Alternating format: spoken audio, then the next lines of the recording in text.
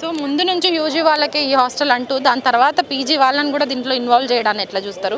So ఇప్పటి వరకు ఎప్పుడైనా ప్రిన్సిపల్ దృష్టికి తీసుకెళ్ళినప్పుడు తను మాట్లాడే మాటలు కావచ్చు, లేదంటే తనేమన్నా మీకు హామీ ఇవ్వడం కానీ, లేదంటే పీజీ వాళ్ళు యూజీ వాళ్ళు ఇద్దరు ఉండాల్సిందే ఇట్లా మాట్లాడుతున్నారా? ఏం మాట్లాడుతున్నారు అసలు ప్రిన్సిపల్ దగ్గరికి వెళ్ళినప్పుడు తను మాట్లాడే మాటలు ఏంటి? అసలు ప్రిన్సిపల్ దగ్గరికి వెళ్తే మాకు ఎటువంటి రెస్పాన్స్ లేదు. అసలు ప్రిన్సిపల్ సార్ ఏం మాట్లాడతలేరు మాకు. ప్రిన్సిపల్ సార్ ఏమో ఒక్కటే అంటున్నారు, 50-50 జీవో అంటున్నారు.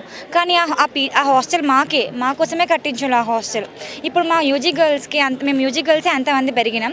ఇప్పుడు పీజీ వాళ్ళు ఎక్కడ ఉంటారు? ఇప్పుడు మాకే ఉండడానికి మేము నెలకి ప్రైవేట్ హాస్టల్లో కట్టాలి డబ్బులు. ఎవరికైనా డబ్బులు ఉట్టిగానే రావు కదా. మేము గవర్నమెంట్ హాస్టల్ ఉంటుందని, ఇక్కడ క్యాంపస్ హాస్టల్ ఉంటుందని మేము వేరే కోచింగ్ తీసుకోవడానికి ఇక్కడికి వచ్చినాం. కానీ ఇక్కడికి వస్తేమో ఇలా అయింది. మా ప్రిన్సిపల్ సార్ ఎటువంటి రెస్పాన్స్ ఇవ్వడం లేదు. ఇప్పుడు ఇంకా 7 days లీవ్ పెట్టి వెళ్ళిపోయారు. ఏం చెప్పుకోమంటారు చెప్పండి? అంటే కనీసం మీరు మీ బాధను చెప్పుకోవడానికి తన దగ్గరికి వెళ్ళిన కలవని సిచ్యువేషన్, తను లీవ్లో ఉన్నాడా? తను లీవ్లోనే ఉన్నాడు. మేము ప్రొటెస్ట్ మాకు లాస్ట్ ఫ్రైడే నుండే స్టార్ట్ అయింది. అప్పుడు వెళ్ళినా ఇంకా ఎటువంటి స్పందన లేదు. సాటర్డే ఇంకా వెళ్ళి మాట్లాడినాం కదా. మండే నుండి లీవ్ పెట్టి వెళ్ళిపోయారు సార్. విపి సారే మా దగ్గరికి వచ్చి మాట్లాడుతున్నారు.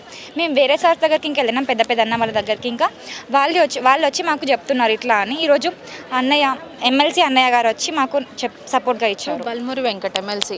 సో మీకు హామీ ఇచ్చినట్టు తెలుస్తుంది, మండే వరకు ఆగండి, తాత్కాలికంగా కొంత గ్యాప్ తీసుకోండి అనేసి.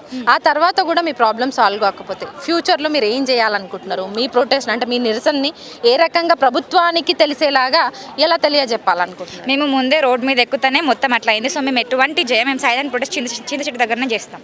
ఎప్పుడే